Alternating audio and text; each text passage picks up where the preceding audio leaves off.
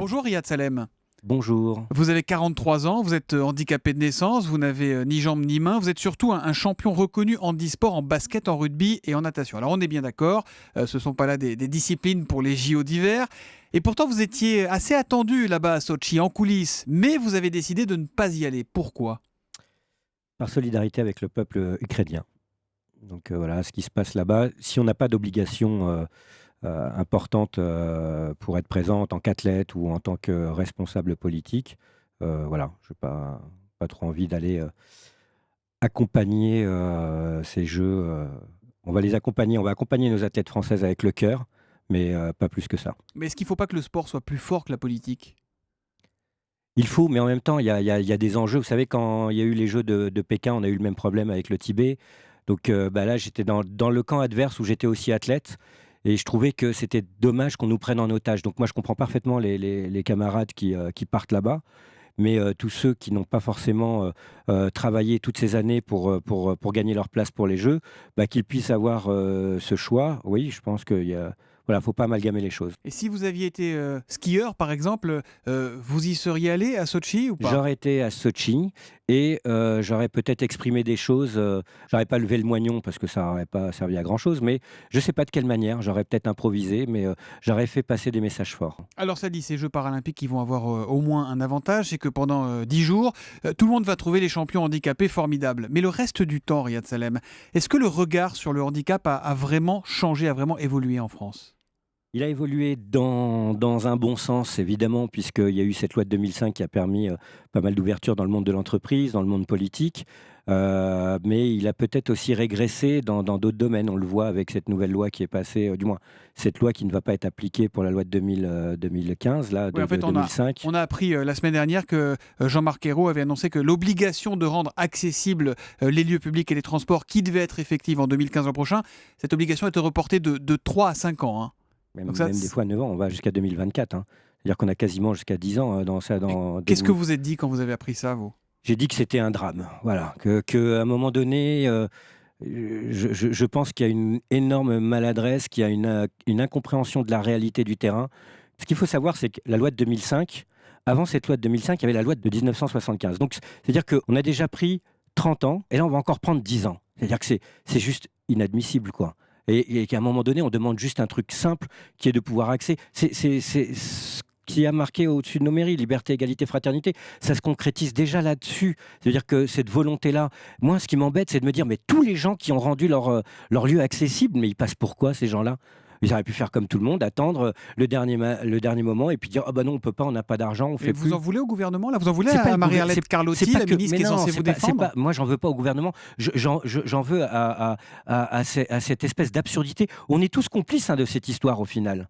Moi, le premier, je me dis, voilà, on est là à se dire, bon, il y a 2015, on va attendre. Non, on aurait peut-être dû accompagner, peut-être être plus présent, dire, on en est où ? Exiger un petit peu de savoir les résultats, pas être attentif. Là, maintenant, c'est un peu le coup de choc. On se prend ça en pleine tête et on se dit, qu'est-ce qu'on va faire ? Donc, il faut réagir. Il ne faut pas laisser ça en état.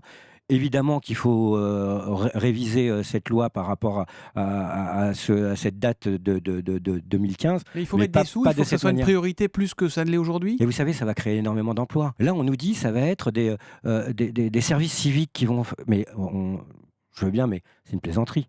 Et les entreprises, est-ce qu'elles jouent un peu plus le jeu ? Les entreprises jouent énormément le jeu. Parce qu'il y a toujours énormément de chômeurs chez les handicapés. Il y a énormément de chômeurs, mais il y a de plus en plus de gens qui sont embauchés. Maintenant, il y a aussi les écoles qui font un effort pour pouvoir former. Évidemment, on ne va pas rattraper je ne sais pas combien d'années de retard en à peine 10 ans. Et on sait très bien que ce n'est pas les métiers de la manutention qui vont embaucher le plus de personnes handicapées. C'est souvent des métiers de service ou des métiers un peu plus, on va dire, d'un certain niveau. Donc, évidemment, il y a encore beaucoup de personnes handicapées qui sont au chômage, mais dans le monde du handicap, quand on englobe tout le monde du handicap, il y a de plus en plus de personnes handicapées actifs et qui ne sont pas juste des travailleurs employés. Il y a beaucoup de personnes handicapées qui travaillent dans le monde associatif, qui ne sont pas des salariés, mais qui produisent de la richesse dans ce pays. Riyad Salem, je ne vais pas vous garder trop longtemps parce que vous avez un avion à prendre tout à l'heure. Je voudrais très simplement que vous nous expliquiez ce qui va être compliqué pour vous entre le moment où vous allez quitter ce studio d'Europe 1 et le moment où vous serez installé dans votre appareil.